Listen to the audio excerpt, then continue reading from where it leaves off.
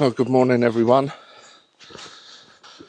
We're out this morning. It's approximately 45 minutes before sunrise, and we're heading down to an awesome location. It's called Blackchurch Rock, and that's just along the North Devon Coast from where I live in Bideford. It's probably about a mile and a half past Clovelly towards Cornwall, along that coastline, and it's if you've not been to Blackchurch Rock before, it's definitely worth a visit. We'll show you why when we get down there. And also, if you haven't been to Clovelly either, then that's a beautifully picturesque village. That's also definitely worth a visit. So yeah, I'm a little bit late. I need to get a bit of a wiggle on. So I'll see you when we're down on the beach.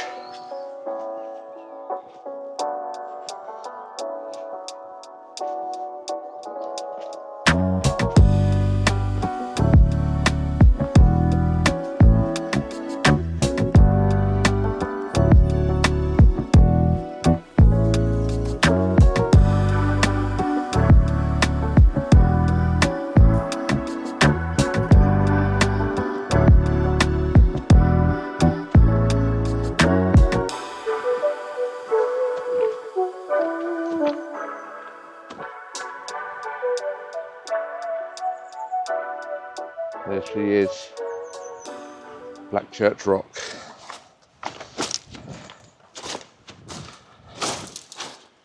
The tide's not as far out as I'd have liked.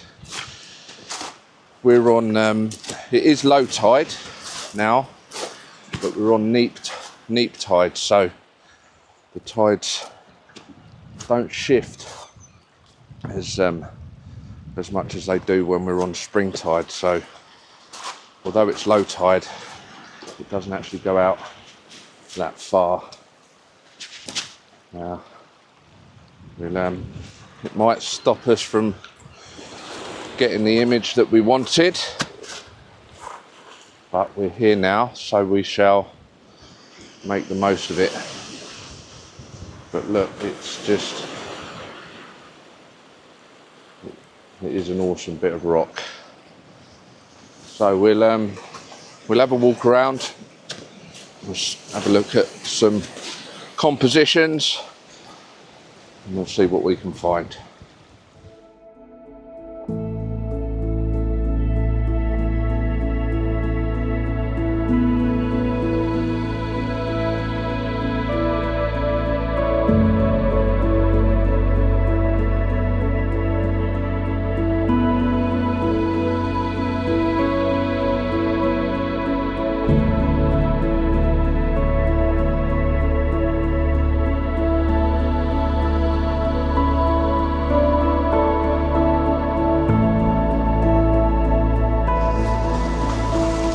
So here we are, Blackchurch Rock. The tide is just starting to come in again, so probably won't be here too long. This is as far round as I can get, as you can see. A little bit of misjudgment on the height of the tide. Low tide, yes, but low spring tide is what we required, and I do know that, but it's probably been 2 or 3 years since I've been here, so memories fade. So I have got a shot lined up. It's not the greatest composition in the world, but I'll just try and show you on the back of the camera how it's looking. Just had me wellies breached. As you can see, the oh, and again, Yeah, it's getting a bit choppy now. So I'm going to capture this shot. Due to the contrast in the sky and such a dark rock, I'm probably going to have to bracket this shot. So I'll take a underexposed shot, one that's correctly exposed on the light meter, so at 0, and then an overexposed shot as well.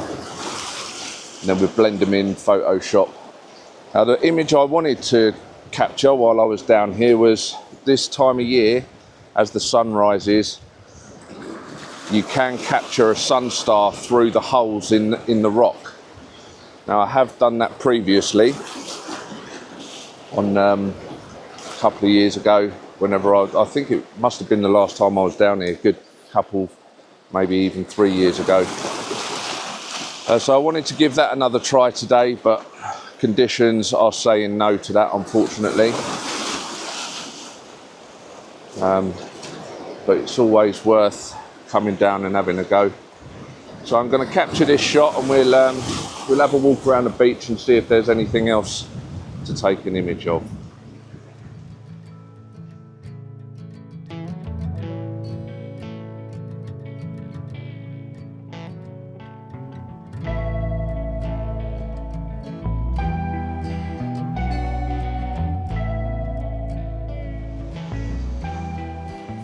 So I've got another composition lined up.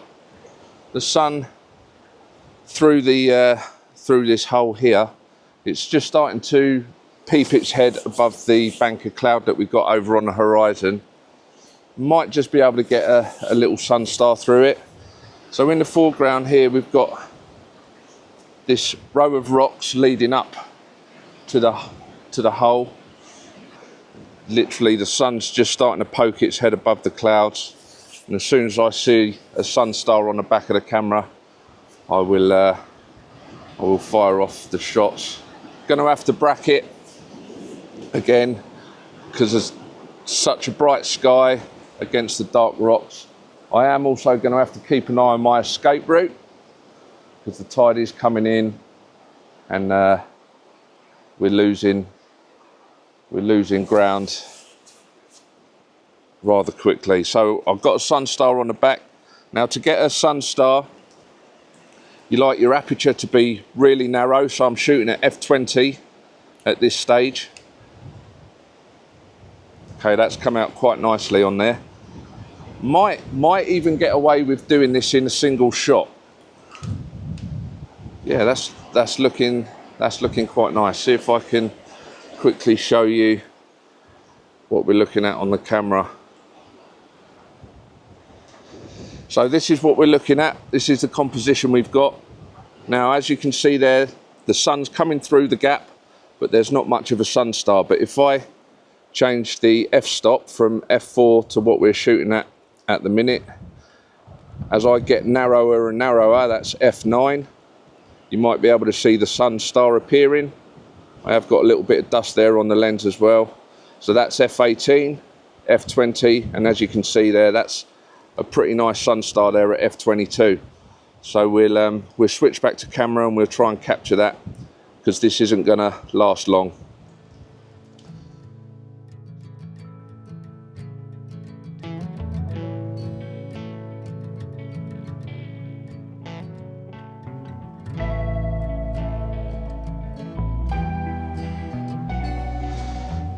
Right, I think that will do for that image. I think I've got enough now. I'm gonna head back over to the beach. We've got some nice light hitting the rocks. Perhaps I can get an image from over there. We won't be able to get the holes in the rock, but we are getting some nice light breaking through now. Now the sun's popped up over the horizon, so let's go back over to the beach and see if there's an image over there. Right, okay, so we're back on dry land-ish. Just right down here at the water's edge. We've got this nice rock in the foreground.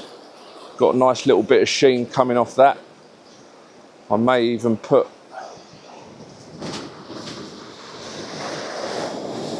my polarizer back on.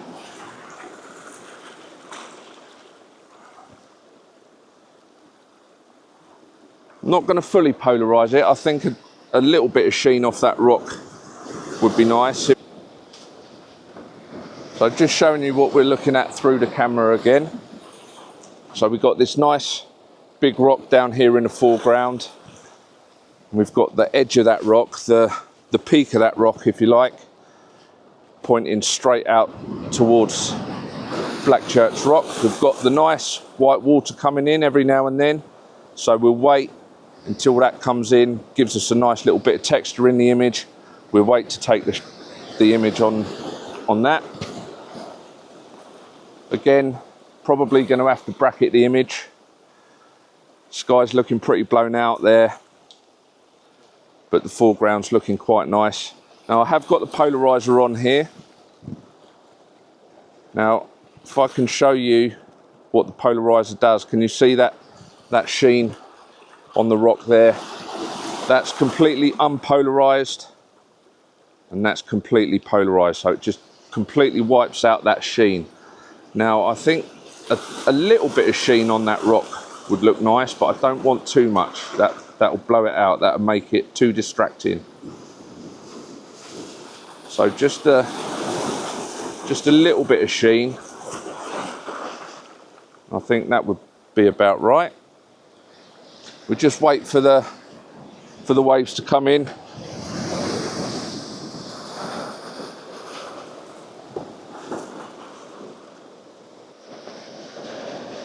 So just waiting for this water to come in, give us a nice little bit of texture in the image, like that. That's nice. Looking at the back of there, we might be able to get away with capturing this in one image. We might not have to bracket this. This camera is pretty good with its dynamic range, so we might be able to lower the highlights and just draw out the shadows in Lightroom and hopefully get this in one image. That'd save a lot of messing around in post-processing.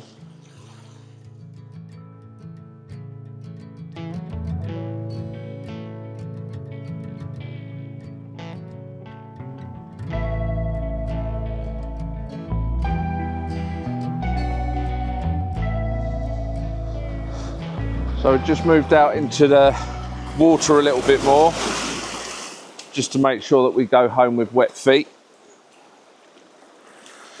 Make it feel like I've actually done something with my time this morning. Oh, there we go. That's wet. So I just wanted to try and get a little bit of separation, a little bit of daylight in between. In between this large rock on the right hand side and Blackchurch Rock. Wanted to try and get the little bit of daylight in there, just a little bit of separation. My wellies are completely full to the brim now, which is always nice.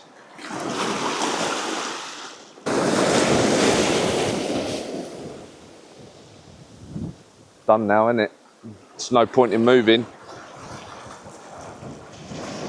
So I'm just taking a few different exposures just in case I do need to bracket. There's nothing worse than coming out on a shoot thinking you've got the images in the bag, going home and realizing, oh crap, I should have bracketed that or focus stacked that. So it's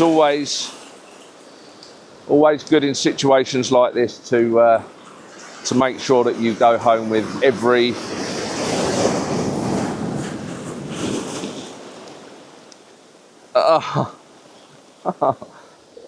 every exposure you can. Right, I think I've had enough of this, to be fair.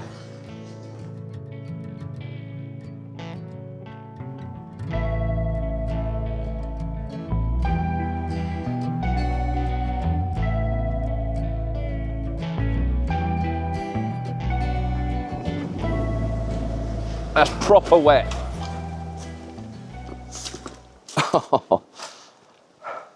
Going to end up with bloody trench foot.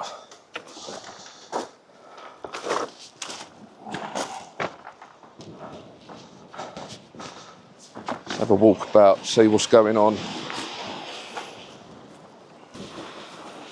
Getting some nice light over there on the cliffs. Might see if there's an image there. Let's have a look.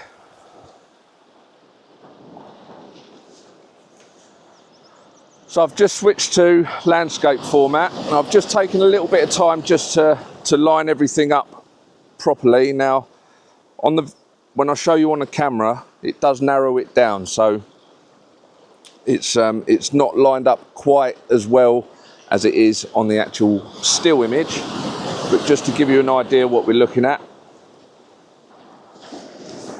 So down here we've got the edge of the waves coming in, giving us that nice curve around the to the cliffs there, and we've got the cliffs coming in from the top right hand corner. Now on the still image, this is bang on right in the corner where this starts coming into the image, and this is bang on the bottom corner as well.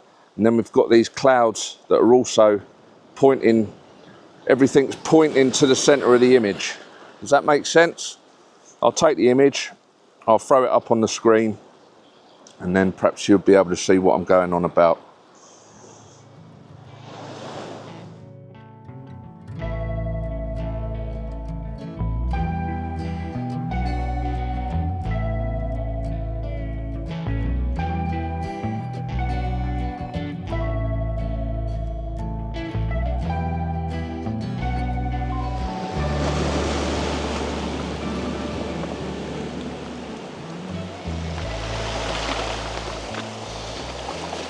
So I think that's about me done here for this morning. I'd like to thank you for joining me on Mouthmill Beach to come and photograph Blackchurch Rock. I could have done with the conditions being a little bit better, tide further out, but it is what it is. Just nice to get out, and it's just reminded me that we need the tide to be low, which it was, but we need it to be low on spring tide. So we'll know for next time. I'll perhaps come back either in September or maybe next March just to try and get that image again. It's an image that I have captured before, and I'll put that up on the screen at the end, but just wanted to see if we could come down and improve on that, but messed it up a little bit with the conditions. But it is what it is. You can't always go out and get the image that you want every single time, so it's I'm happy with what we've captured, and I hope you enjoy the images and the video as well. If you do like it, please hit the like button and the subscribe button if you haven't already. And I'd like to invite you to join me on my next adventure. Who knows where that will be. But until then, it's ciao for now.